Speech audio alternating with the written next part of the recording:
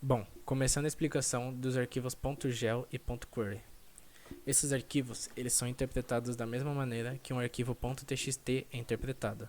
Então vocês podem fazer a abertura dele com fopen dentro do programa normalmente.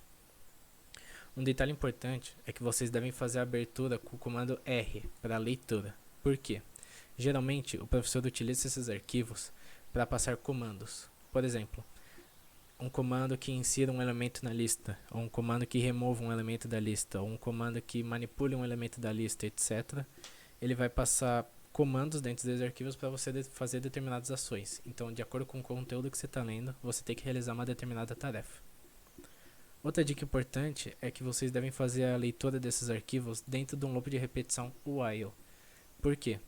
Quando ele está lendo o conteúdo do arquivo e ele chega na última linha, ou seja, não tem mais o conteúdo que ele não tem mais conteúdo para ele ler, ele vai retornar -1 na leitura. Então vocês podem usar o -1 como código de parada da repetição do loop. Sempre que vocês abrem um arquivo com fopen para fazer leitura, escrever, tanto faz, vocês devem fechar o arquivo no final com fclose.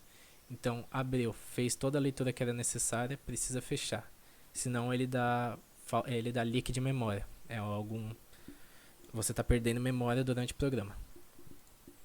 Toda leitura que você faz do arquivo, ele é separado por espaço. Então, por exemplo, eu tenho aqui alguns números com casas decimais e eles são separados ou por espaço ou por enter. Então, não adianta separar por underline, por tracinho ou o que seja. Ele sempre vai separar ou por espaço ou por enter. É assim que ele diferencia conteúdos. Então, rodando esse código aqui,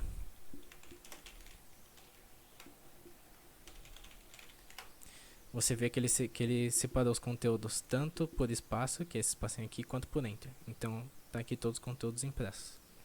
E eu tenho aqui um outro exemplo.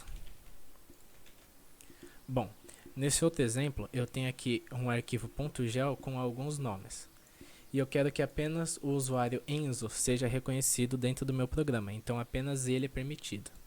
Então, você vê aqui que quando a variável que eu estou lendo agora, o conteúdo que eu estou lendo agora for igual a Enzo, ele vai dar como usuário reconhecido. Caso contrário, ele vai dar para usuário não reconhecido.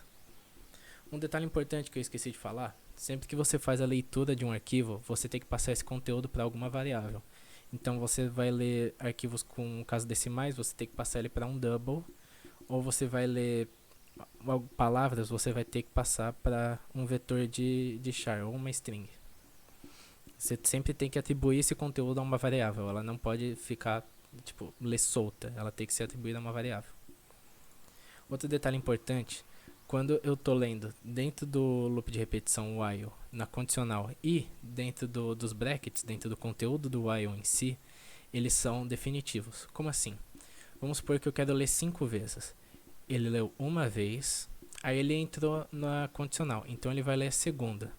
Quando ele voltar para o loop, ele não vai continuar de onde ele parou, esse scan aqui. Ele vai progredir de onde ele parou. Então, por exemplo, ele leu o conteúdo Enzo, entrou na condicional e leu o conteúdo Guido, ele não vai ler o conteúdo Guido de novo dentro do while. Ele vai pular para o Rodrigo.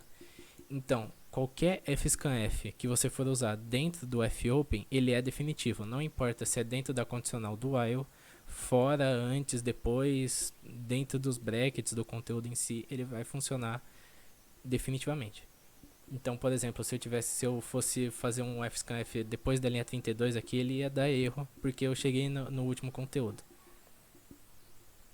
Bom, aí mostrando esse código funcionando também, você percebe, quando ele leu o conteúdo Enzo no arquivo, ele reconheceu o usuário, leu o próximo conteúdo e falou seu sobrenome.